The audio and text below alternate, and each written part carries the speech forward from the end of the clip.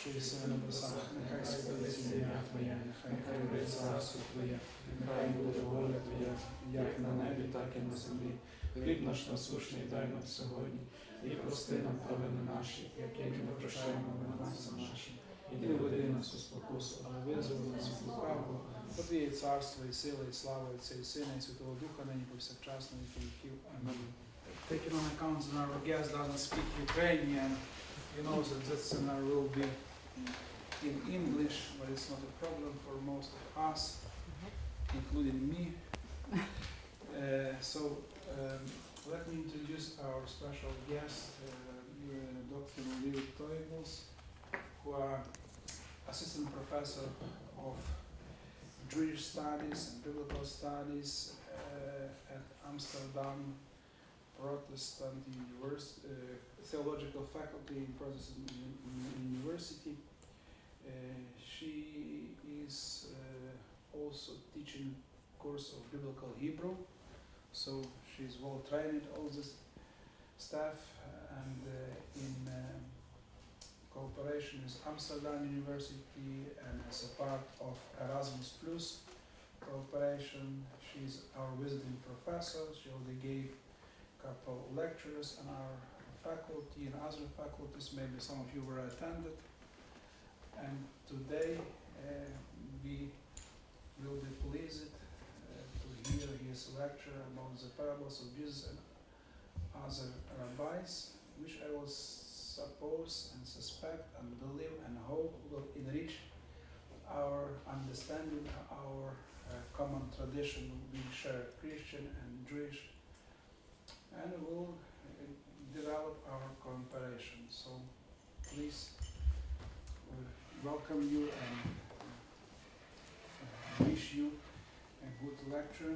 Thank you. And we suppose you will be good listeners. Well, thank you. Thanks for having me here. This is in fact indeed my fourth lecture here. So the last was the best, I guess. So I will actually speak today about a project, a topic which is very dear to me, about parables, because for about 6 years now I've been involved in this research project on parables in the New Testament and in rabbinic literature. Actually my first, my book, which is there on the picture, on rabbinic parables has just appeared. So it's something which I'm dealing with quite often, and I'm happy to share it here with you. So on this slide, I hope you can read it. You see two parables. On the left side is I think a famous parable for you from the New Testament. There's the parable of the talents. I don't know what talents is in what is it in your language? Okay, so you know what it's about. It's the same word. And on the right side, you see a parable from rabbinic literature. It's from the Sifrei, a commentary on the book of Deuteronomy. And it's actually, in terms of motives, it's a very similar parable. It's, I will read it. You can read it along with me. I don't think I have to read the parable of the talents because you know that, but I'll read the other parable. Rabbi Shimon ben Yochai says by way of a parable, two brothers inherit money from their father. One converts it into a dinar, it's also something like a talent, and spends it, while the other converts it to a dinar and puts it aside. He who has converted his dinar and spent it now has nothing, whereas he who has converted his dinar and put it aside eventually grows wealthy. Even so, it is with the disciples of the wise, one who studies 2 or 3 things a day, 2 or 3 chapters a week, 2 or 3 scripture lessons in a month. Eventually he becomes rich, and of him it is said, he that gathered little by little shall increase. So if you look at this parable, and if you look at the other parable, you know, you see like similar motives. Somebody gets talents, which is some sort of money, you know,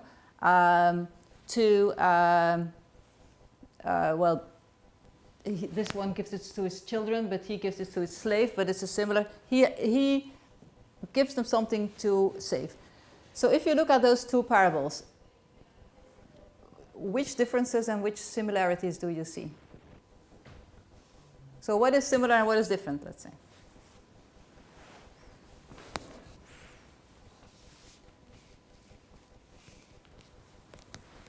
I'm sitting in front of it. And maybe look at the message. What is underlined? There's a red color. Uh-huh. It's similar, obviously. Yes, that is the idea. That's why I put it. But who is the bad one in the story in the New Testament? Who is not the good one?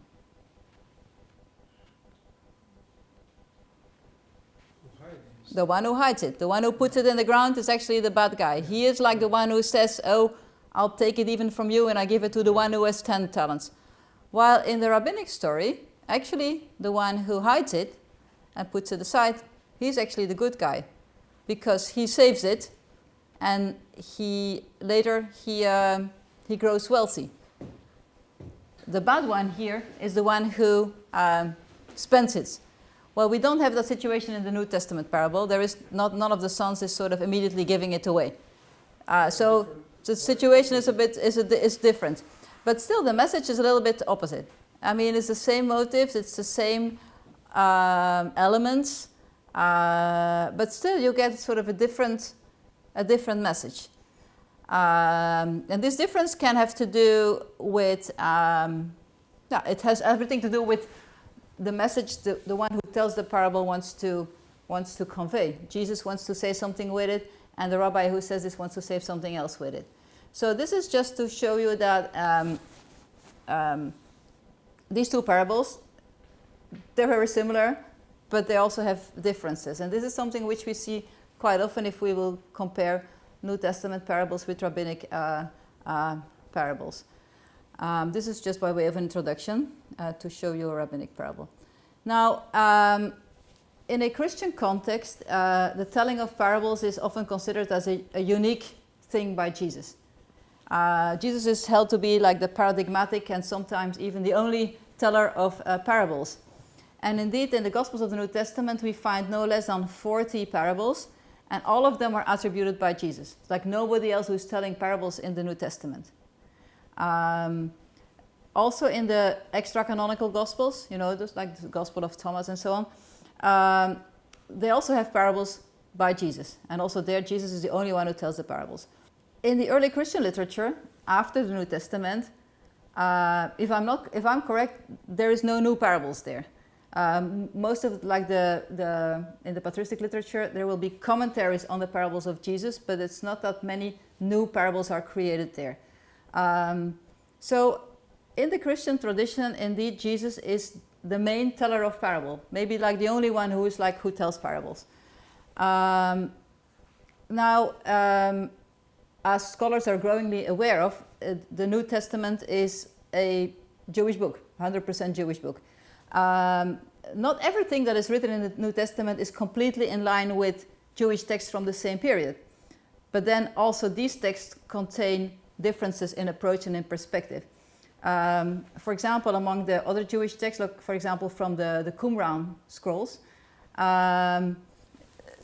these scrolls, they're from the same time, but we know that they contain ideas, for example, about the temple or about the calendar, that are very much opposed to what we know from the main Jewish sources, like from the Mishnah or and so on. So the same holds for the New Testament. There may be big differences with the Jewish sources from the same period, but still they're all Jewish texts. That the New Testament is nowadays considered by many as a fully Jewish book, also by Jews, has been confirmed by the publication of the Jewish Annotated New Testament. I don't know if you know it, but this is a book which has recently appeared. And here actually the authors are presenting it to the Pope. This happened quite recently. The Jewish Annotated New Testament by Mark Bretler and Amy Jill Levine. The woman is Amy Jill Levine. She's a very famous Jewish, American Jewish scholar of New Testament texts, also of parables actually. So, I mean, it's a very interesting book. It's a very good commentary. So if you don't know it yet, it contains articles. It contains a lot of interesting things.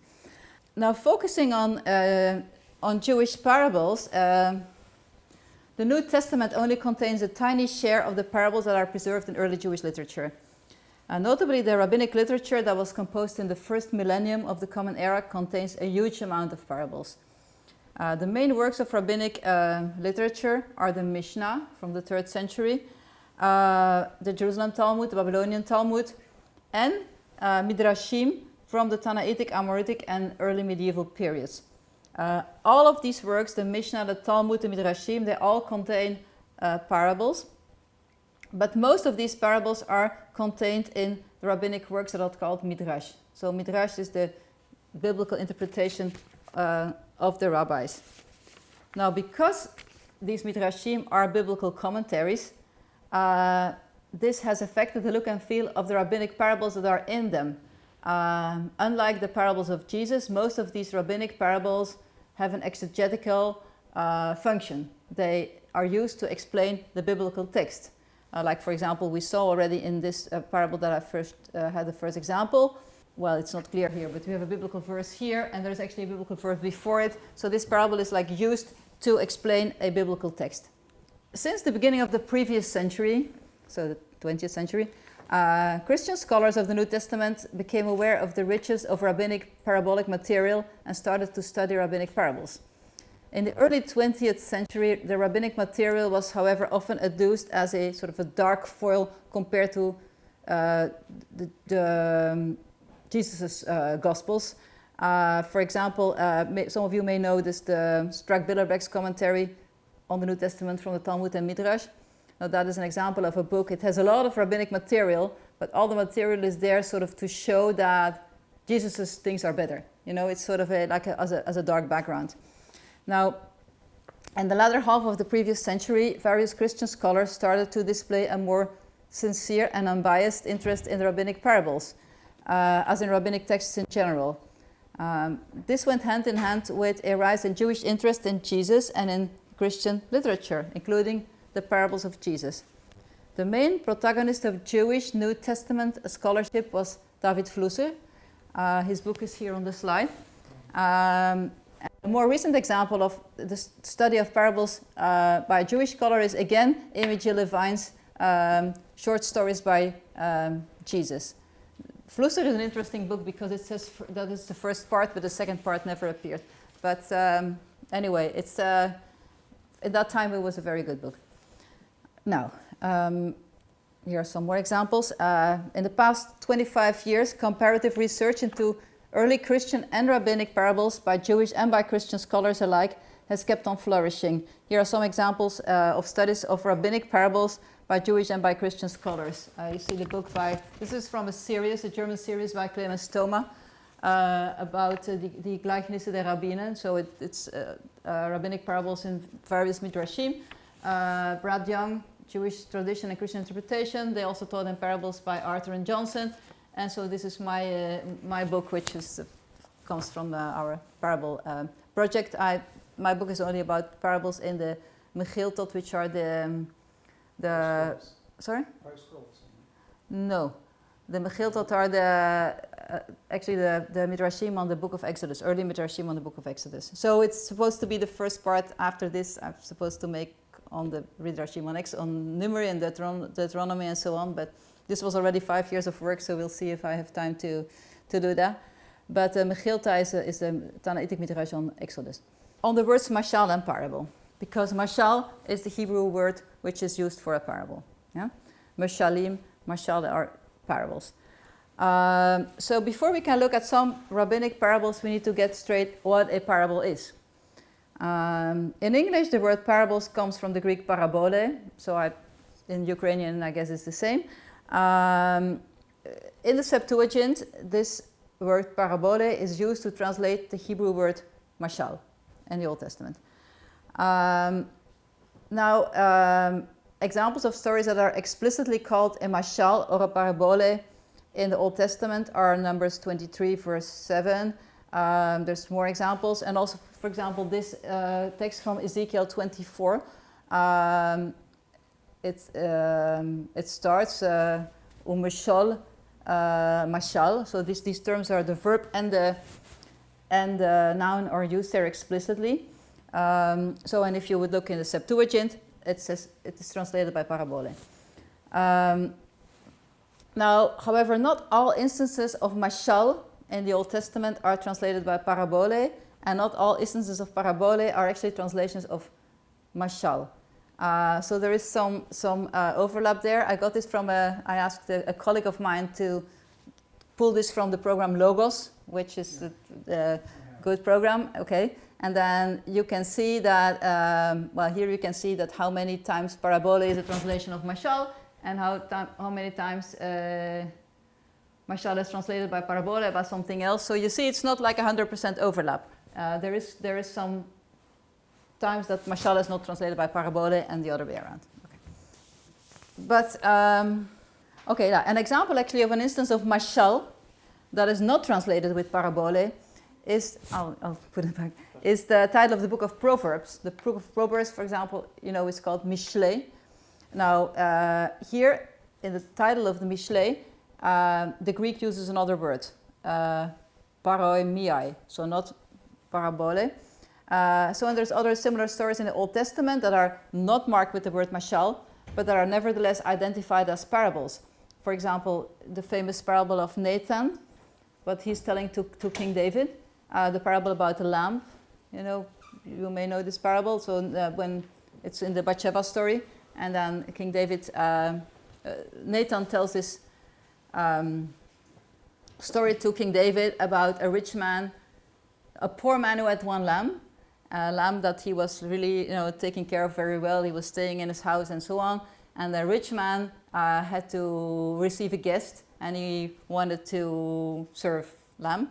So instead of taking one of the many sheep that he had himself, he took the little lamb of the poor man. And then, of course, this is a parable. So King David says, "Oh, how can he do this? This is a shame." And of course, it's about himself in the Bathsheba story. So that is actually an example of, I think, a clear parable. But the word mashal is not used in that story in the Old Testament. So the terminology is sort of, as always, it's not always very clear. Now I'm back to this one. So the Hebrew word mashal covers a load that is wider than what we usually identify as a parable today. It can be a proverb. It's also used for fable. It's used for riddle. It can be used for just like a comparison or another kind of story. In later stages of Hebrew, also in modern Hebrew, mashal is also especially used for a fable, and then notably like a fox fable or an animal fable. So as I said in the Septuagint, the most common Greek translation of the Hebrew word is parabole. So therefore also in the New Testament, the specific stories of Jesus that are considered parables are also called parabole. And this connects them to the Meshalim that are identified with parabole in the Septuagint. And so also in Rabbinic literature, the word mashal, both as a noun and as a verb, is used to indicate the beginning of a specific type of stories that resemble these Old Testament stories and that resemble these New Testament stories. So that's why they can be compared. Now, as to the form of the Rabbinic mashal. So let's look at what a Rabbinic mashal, a parable, usually looks like. I have an example here from a mashal from the Mechilta, from the book of Exodus. So the Midrash in the book of Exodus. It's a parable on the Exodus story, and it deals with the Egyptians. After the Egyptians had let the Israelites go, we find this verse in Exodus. When the king of Egypt was told that the people had fled, Pharaoh and his servants had a change of heart towards the people, and they said, "What is it that we have done, that we have let Israel go from serving us?" So they had let them go after actually a long story, and then they suddenly realized, "What have we done?" The Egyptians said, so this is the Midrash, the italics is of course a quotation, now starts the Midrash. The Egyptians said, "Hasn't it gone well for us because of them?" And then we get the parable. Rabbi Shimon Bar Yochai says, they tell a parable. To what is this similar? To someone to whom there had fallen a residence overseas as an inheritance, and he sold it for a small amount. The buyer went and found in it treasures and stores of silver and gold, of precious stones and pearls. the seller began to choke. This means like he feels very sorry. So it happened with the Egyptians. They let go, and they did not know what they let go, and they said, and I'll get again the quotation, "What is this that we have done, releasing Israel from our service?" So after, now you know the story of the Egyptians, first they are fed up with the Jews, the Israelites, then Pharaoh does not want to let them go, eventually he does want to let them go, and then it says in this verse, they had a change of heart. So the Midrash says, why all of a sudden they changed their mind again? Well, because they started thinking, maybe because the first day already they had to start doing their work themselves, they had lost their slaves. So they said, what have we done? We lost our slaves. So they were, in a sense, they were precious for them. And this is illustrated with this parable of somebody who had inherited a house somewhere. He thinks, well, this house is not worth much. He'll sell it for a cheap price. And afterwards, the one who buys it finds a lot of treasures in it. So he feels, of course, very sorry that he has sold his house, that he has not kept it. So this is, in the same way, the Israelites, after they had let the Israelites go, so the Egyptians, after they had let the Israelites go, they think, what have we done? They were actually quite important for us. This text I just actually give as an example for a parable, because this one is actually very clear, typical structure of a rabbinic parable. They're not all this like perfectly structured, but this one has sort of the prototypical structure. And what is this structure? That it starts with the quotation of the biblical verse. Then you get a piece of midrash.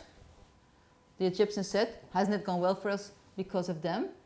Then you get the introduction of the parable. They tell this parable, to what is a matter similar. You get the parable itself. Then you get the application. So it happened to the Egyptians. And the passage ends with, again, the quotation of the biblical verse. This is sort of the pattern, the ideal pattern of a rabbinic parable, if all the elements are there. I already mentioned that so most rabbinic parables are found in a context of biblical interpretation, which is called midrash. So this means that they actually have the same, that they have a specific structure which is fit to this midrashic function. I call it the midrashic mashal because it's the parable, because it's functioned in midrash, it has certain specific elements. Actually, it's not much new on this slide. I already added on here. It has the same structure. So we've seen that most of the rabbinic parables are found in the context of midrash. Now, this is not the case in most of the parables by Jesus. Actually, I think in all of the parables by Jesus, Jesus usually does not tell parables to explain a biblical text. He tells parables to explain another situation, let's say. It could be a conflict. It could be something to illustrate the kingdom of heaven. It could be, a problem that he has with another group, with the Pharisees or something, or to teach his students. So the context in which Jesus tells his parable is different from the context of most of the rabbinic parables, which are all like literary parables that function in biblical interpretations. On this slide, I collected some comparisons and differences between the parables of Jesus and rabbinic parables. But the first things we already saw, that where the parables of Jesus are found. Important actually is that the parables of Jesus are, as a rule, older than the rabbinic parables. They're from the 1st century, whereas the rabbinic parables, the oldest that we have, are from the 3rd century. This is always a problem with comparing rabbinic literature and literature of the New Testament, that the rabbinic literature is younger, but there is actually, we know that most of the rabbinic literature, or a lot of the rabbinic literature, goes back to the 1st century, but actually nothing has been written down in the 1st century. So the comparison, you always have to reckon with like 2 centuries of difference, which can be, can make a big difference. As I said, all the parables in the New Testament are attributed to Jesus, and in the rabbinic parables, and that is important, a lot of rabbis tell parables. They can be attributed to all different kinds of sages. Some of them are anonymous. So it's not that there's like one specific rabbi who is known as the parable teller, as in the New Testament. Also, what I already said, in rabbinic midrashim, the parable is usually there to illuminate a biblical verse, and in Jesus's parables, there's other situations. Related to that, we saw that the most rabbinic parables have an explicit application. So it says, so it was with the Egyptians, or so it was with this and that. Whereas we don't always have this explicit application in the parables of Jesus. Very often, actually, we don't have an explicit application. There's even scholars who say, well, if there is an explicit application, it's a later redactional addition. And this is probably because in the situation where Jesus was teaching, the listeners, they knew what the situation was that he was talking about. Whereas if it's a literary text, you have to explain to the listeners, because it's not an immediate audience, what the situation is about. And also, if it's a biblical text, you have to give it. There is more variation in structure in Jesus' parables, and the rabbinic parables are more stereotypical. This can also have to do with the fact that it is a later development, and that since it's in a literary text, it has received a more of a fixed. So I said before that the borders between genres such as proverbs, allegories, parables, fables, and so on are rather fuzzy in the Old Testament, but they're all called parables. In the New Testament, research scholars, especially scholars from Germany in the previous century, they have tried to organize the parable itself, the parable in the New Testament, Jesus' parables, by making distinctions between the parable proper, the similitude, the simile. You may know the studies of Julicher, who says this gleichnisse, and other genres. Like the parables are divided in different sort of categories, whether they're longer or shorter, or real story, or just a comparison, and so on. In rabbinic studies, some have taken over Julicher's distinctions in the parables, but because of the kind of parables found in the rabbinic text have their own peculiarities, other distinctions are also made. In general, in rabbinic studies, the formal aspects of the parable, so whether they have mashal and the nimshal, so the parable and the application, and the introductions and so on, these formal aspects are given more attention than in the New Testament studies. In New Testament studies, the focus is generally more on the message, on the content, on the metaphorical content, on such aspects, and less on the formal aspects. I have two definitions here. Actually, this is actually two definitions by Zimmerman. The one is actually about the character of the parable, and the second one is quite important, and it's quite typical also for New Testament studies. Zimmerman makes a sort of a clear distinction between fables and parables. And many New Testament scholars do that. They say if it's about talking animals or talking plants or those kinds of things, it cannot be a parable, because a parable, the story itself has to be sort of realistic, and a talking animal is not realistic. Okay.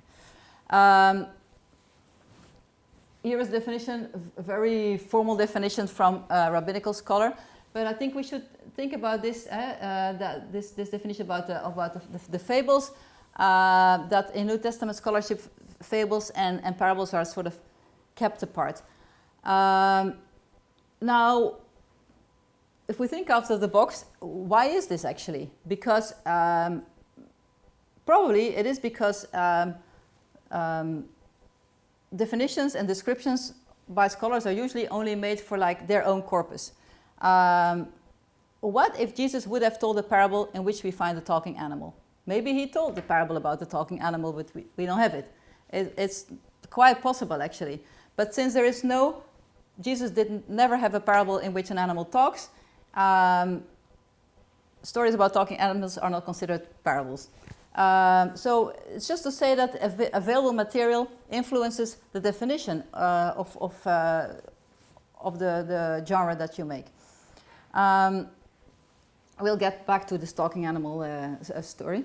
But despite the differences between New Testament and Jewish studies scholars, most agree that the synoptic parables and the rabbinic parables, they can be compared.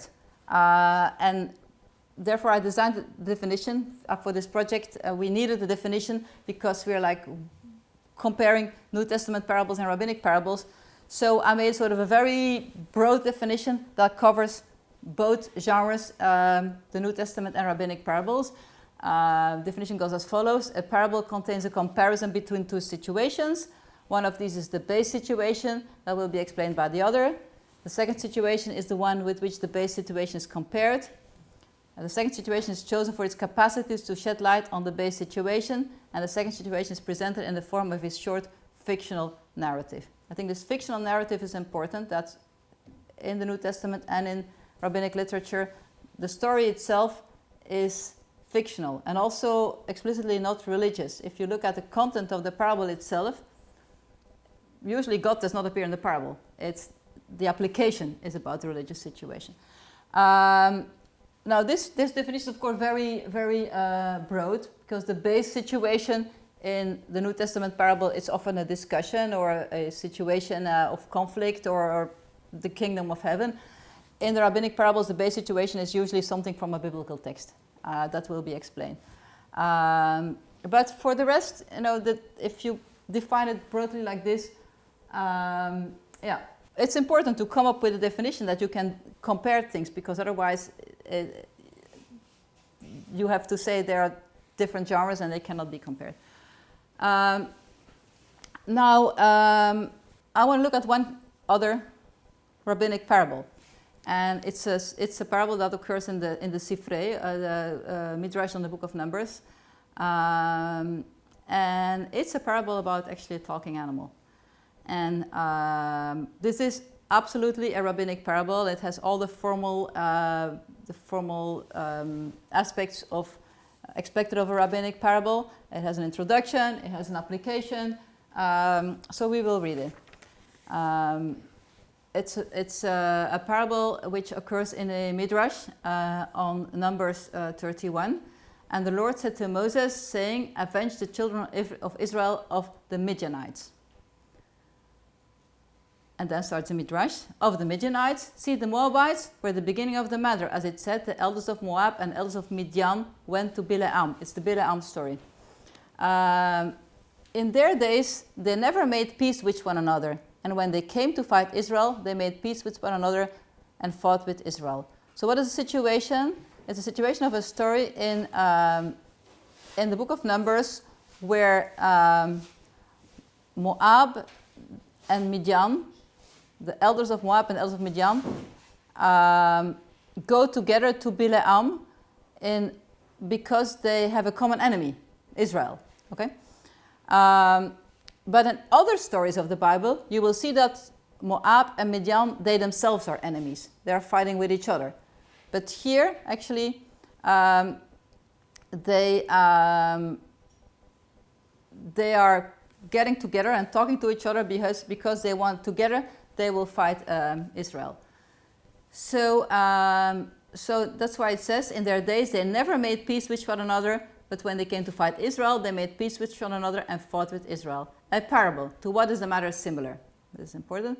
To two dogs that were with the earth, so sheepdogs, and they competed with one another. So they were sort of enemies. A wolf came to take a lamb from the earth, and one of them was fighting against him. So the wolf, was taking the lamb. One of the dogs goes for the wolf. His companion said, "If I don't go and support him now, he will kill him, and he will come after me and kill me." So, the dog says to himself, "I should go and help my enemy, because otherwise he will be killed and then the wolf will come and kill me too." So they made peace between them, the two dogs, and fought with the wolf.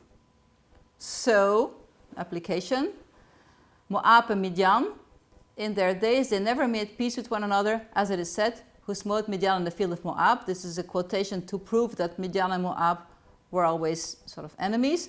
But when they came to fight with Israel, they made peace with one another and fought with Israel. Okay.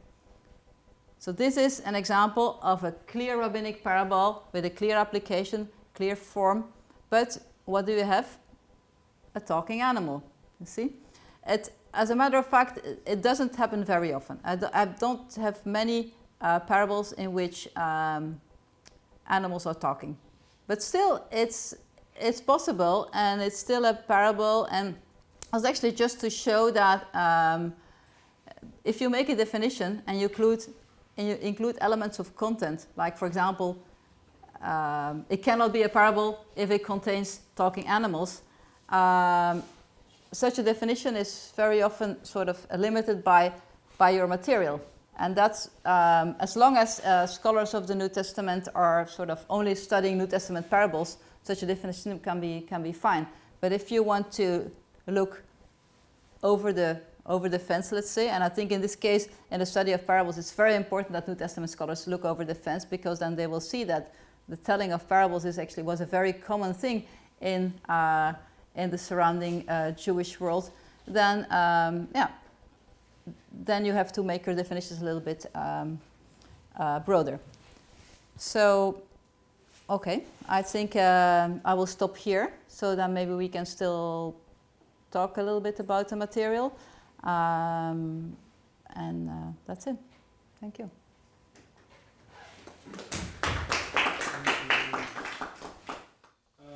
Can these two dogs and the wolf be just a euphemisms for real people?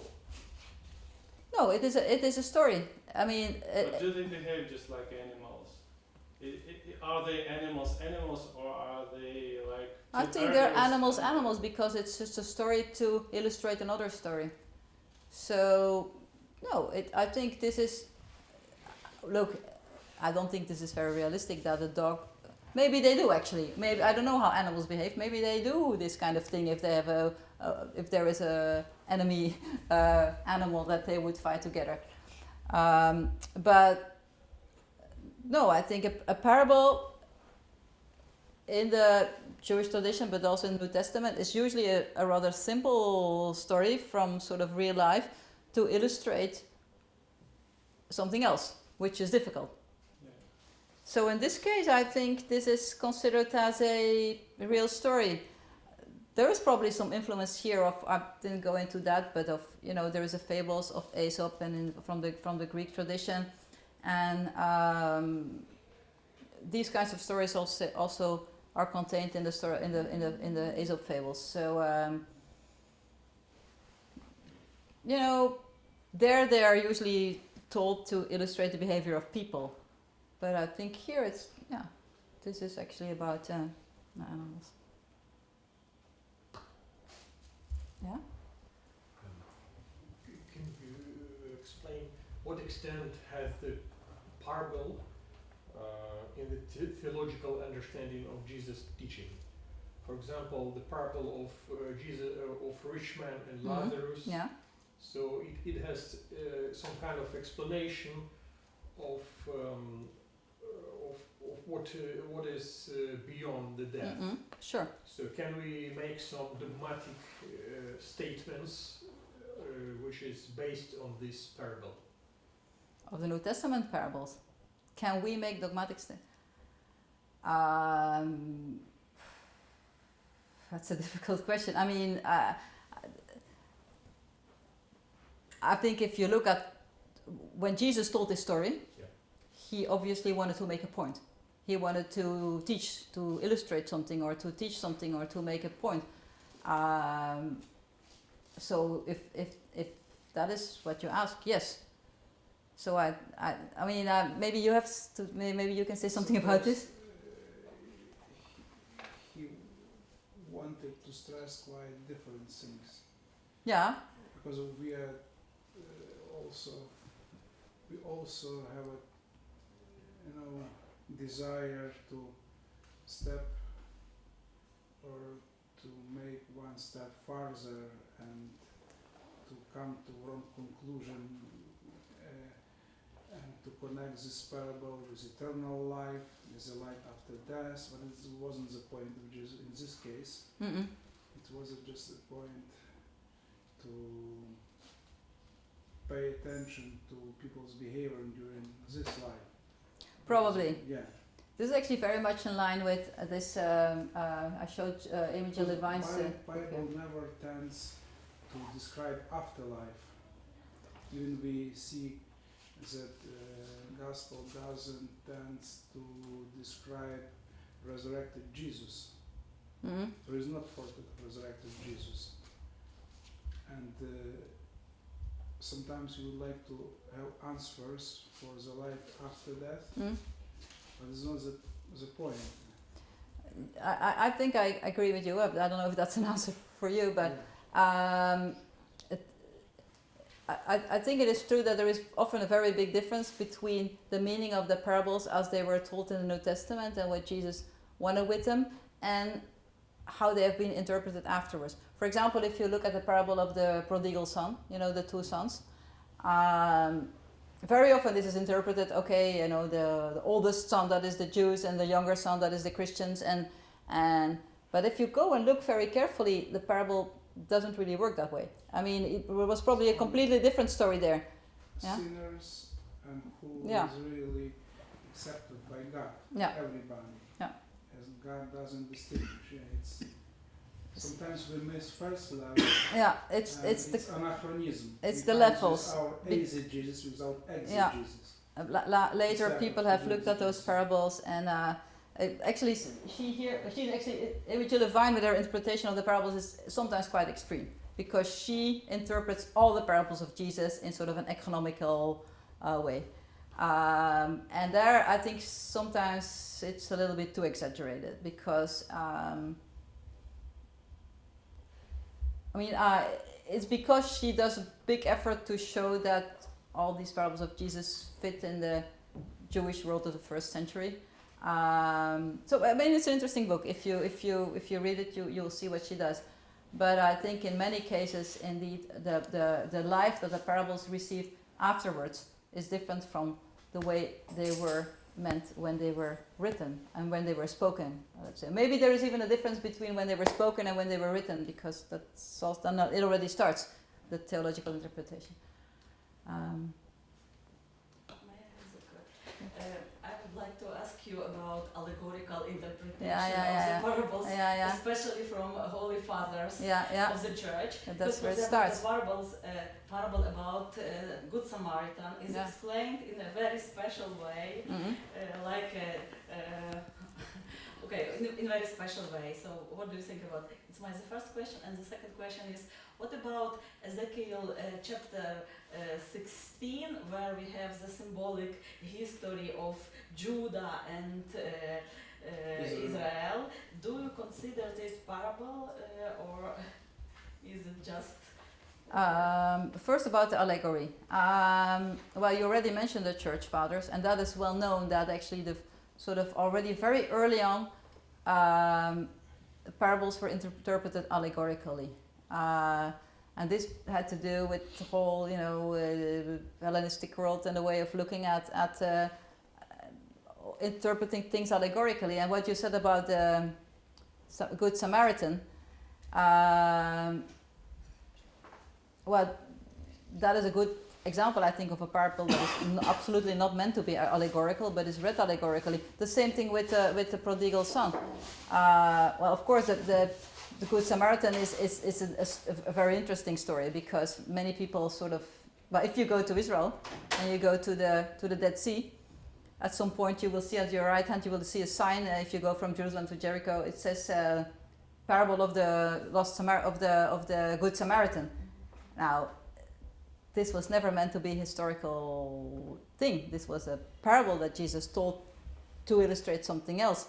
So this parable has led a completely different life, let's say. Yeah? Someone says that he used a place like some kind of hotel just to illustrate.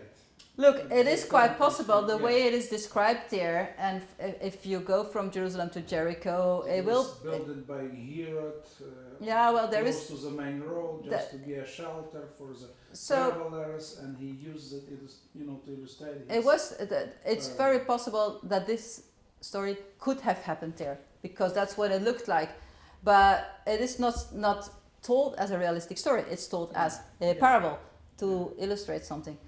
But so what you say about allegorical interpretation? Well, I don't say that it's not a valid interpretation, but it's not the way that it was meant when it was spoken and it was written. That's, I think, the only thing we can say about it. I think we should very much distinguish with how is the book written and how is and what do we do with it later? And it's not that this is not valid, but it's important to keep them apart. Yeah, it's a very different level. Now Ezekiel, there you have to refresh my memory, because can you just say what this parable is about? Chapter 16 about a symbolic history of Israel and Judah. Yeah. Like a young child born and abandoned, and then the God Not was this one. coming and Yeah. giving her a lot of treasures, and she became a nice woman. Yeah. I found you covered in blood and all this. Okay. So what is your question? Is it a parable or just symbolic history? Does it enter to this wide range of parables like enigmas, allegories? Well, of course, it's in the Old Testament where as I said, there is many graphic, symbolic stories. Some kind of allegory depicting Israel's political and religious activities as a brazen infidelity. But it's certainly an image that is used. I mean, the image of this child covered in blood. I mean, it's an image that is used to illustrate something else, to speak about another situation. So I think Some interpreters say it's allegory. Some say it's symbolic story. What's the difference? I mean, I'm sure that the old writers from that time they didn't care if it's they're not like aware. Am I writing an allegory? Am I writing a parable? It's like, yeah, a symbolic story. I don't think there's like a clear application there. Like it doesn't say for this is about so and so, but it's clear that it's about that. So I would think, yeah, that's a sort of parable. They use just as instruments they know, and we are a little bit complicated. And we want to define everything. Sort it out on different Yeah. shelves. Yeah, of course, that's it. Yeah. That's it. And it's good to have some sort of frame of reference that you cannot say all stories of parables, because then there is no limit on what you can study. But so you have to sort of have some kind of a definition to limit your material. But if you're going to be too strict and to say, okay, well, this I'm not going to study because it's a talking animal, while there can be a text with exactly the same form, and that's about. Actually, I once for an article I rewrote this story, and I first said, there were two shepherds, and they were hiding the herd, and then a thief came to steal a lamb, and if it's people, and it looks, nobody would even think that this is not a parable. And then at the end of the article, I gave this version, and I said, well, what's the difference? It's just that it's talking animals. So this cannot be part of the definition, that a parable cannot be about a talking animal, because then it becomes a fable. It's again the same thing. It's like our square thinking, fables are about this and parables are about... There's actually a young American scholar who is just defending his dissertation, and he says everything is fables. He says it's... all these are fables, and they're just Jewish fables, Christian fables. I mean that's also a way of handling. I mean, if it's all our sorts of definitions, but still we need it. Otherwise, we will have to study everything. So it's okay. Just one Yeah? remark. I can agree with your thesis that You cannot, or I can't Okay. agree with Yeah, you. yeah. Cannot here, Yeah, yeah. because about allegorical method as not valid. I didn't say it's not valid. I said it is valid. Yeah. Oh, okay. I say it is valid. I just say it's a valid kind of interpretation. I just say it's an interpretation. That's what I say. Okay. Then excuse Yeah? me. No, of course. One of the approaches. If you want to approach it as, but I think you should distinguish between what is meant originally and how do people read it like 2 centuries later. That's what I just want to say. Okay. Yeah? Okay. I have a question. Thank you for your lecture. According to Jesus, there are 2 groups of listeners of Jesus. 12 disciples and other Yeah. people. Yeah. And Jesus used parables only to speak with other people. Why? Yeah, there is even one text where it says explicitly, like, now you told them this, and now tell us what you really mean, or something. Huh? Yeah. That's what you're referring to. Do you think this is systematically so? That I think there is instances where Jesus is actually telling parables to his disciples also. I think if you look in the New Testament, there are examples that he also teaches them in parables. But Sometimes he explains him privately, like it was a case, it was a sower. also, so that's also a Yeah. parable. Yeah. So I don't think you can make this distinction. I know there is this case where he says, now you told them this, but now you tell us what you really mean, and then he gives another interpretation. Or you do to them you told parables, or but also there I think it's not so strict. Strict. Yeah. But he didn't explain it for other people.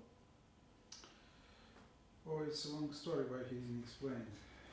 Because if he would be clear, he will be killed after a couple parables, maybe, and it was also, I would say, aimed to be here for a little bit prepared people. And it was there is different explanation. There are Yeah. a lot of There are also different reasons why he. there are also spoke in these parables that Jesus would tell a parable and not give an explicit application like most of the rabbinic parables, but it says like whoever has ears, Yeah. let him hear, something like that. He's So capable to go further, he will get this. yeah, and also So that's it's- maybe also because there is a real present audience. It's not, it's, you know, if you're talking to somebody and you know what it is about, people will understand. If it's a literary text, you have to give more context in order for the people to understand what it's about. Yeah. Parable speaks on different levels. It's almost impossible to pass some information in narrative way, or it will take, as you say, much more time Yeah, you have, yeah, to yeah. get to the point. So it's something unique. It is, well, yeah, but I think even though they're both parables, these rabbinic parables, because they're like used as an exegetical tool, also then the context is no, but you know, it's a different way of using the parables, because you need to give the verse, or the people need to know what the verse is about. So it's the same genre, but it's applied in a different way. That's this way. Yeah. So you mentioned that Jews started to use parables only about 3rd century. No, that's not what I say. No? Rabbinic literature, the oldest rabbinic texts that we have preserved are from about the 3rd century. No. Only the fact that Jesus is telling parables is actually a proof that at least in the 1st century this was sort of a common thing. And also we have texts from the 3rd century, like in the Mishnah and the early Midrashim, that have in which are clear indications that the sources are earlier. For example, all the texts that they speak about the temple. I mean, if they give all the details about the temple, this means that these texts or the traditions are from the 1st century. But we only have the sources from the 3rd century. But in the sources from the 3rd century, sometimes it says Hillel says so and so. Now Hillel, we know that he lived in the 1st century. So it's more that there can be a difference between the content and the time that it's written. Already in the New Testament it's an issue, but it's maybe 20, 30, 40 years. But even then you already see what has Jesus said himself and what have the evangelists written down, for example. Already there is a distance. So with rabbinic literature usually there's even more of a distance, and the more distance you get, the more you have to pay attention to the fact that there could be other intentions and so on with the text. Yeah. It's clear. Yeah. But the fact that it was codified later doesn't mean it was mistaken. No, absolutely not. Jimmy Dunn writes that oral paradigm of writing of the information Yeah. sometimes is much more explicit than literary, because we are living in a world where literary paradigm is it's like stereotyped, but oral tradition of transmitting information was also very explicit. Accurate. Yeah. Even after texts were written down for centuries, there was still oral transmission, and we cannot imagine that somebody can sort of know the Old Testament by heart. But in a time that there were no books, you know, people just could do those things. We know about the Mishnah, which actually the word Mishnah means that it's repetition. That there were people whose job it was to orally read the book. They would let them come in and say, "You just where is this not written, but where is this in our source?" And the whole thing of oral transmission can be very, very accurate. For the rabbinic sources, we know this that because they have not been canonized so early. No, we can see there is a version from the 3rd century, and then orally transmitted. Maybe some things have been added, and then there is a version from the 5th century, and so it's this. Oral transmission was very common, and probably even until books were printed, this still happened much more often. If there is no other question, I would like to thank you for your beautiful presentation. I suppose it's enriched our understanding of our past tradition, and one more time reminded us that if we want to understand New Testament better, we have to dig deeper, especially discovering again and again this Jewish background of the New Testament. So we are looking forward for our next meeting in the future. I'll hope to come back. And again, I'm grateful for your coming, for your inspired lectures and presentation, and good luck. Thank you. Thank you very much. Thank you. Let us pray in the beginning.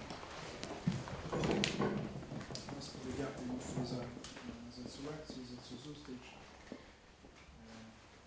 Дай нам свого Святого Духа, щоб ми розуміли Твоє Слово, Твою мудрість, сховану в Писанні, і відтак могли краще пізнавати Тебе і з любов'ю славити Тебе, Отця і Сина, і Святого Духа, нам повсякчас на віки віків. Христос Воскрес!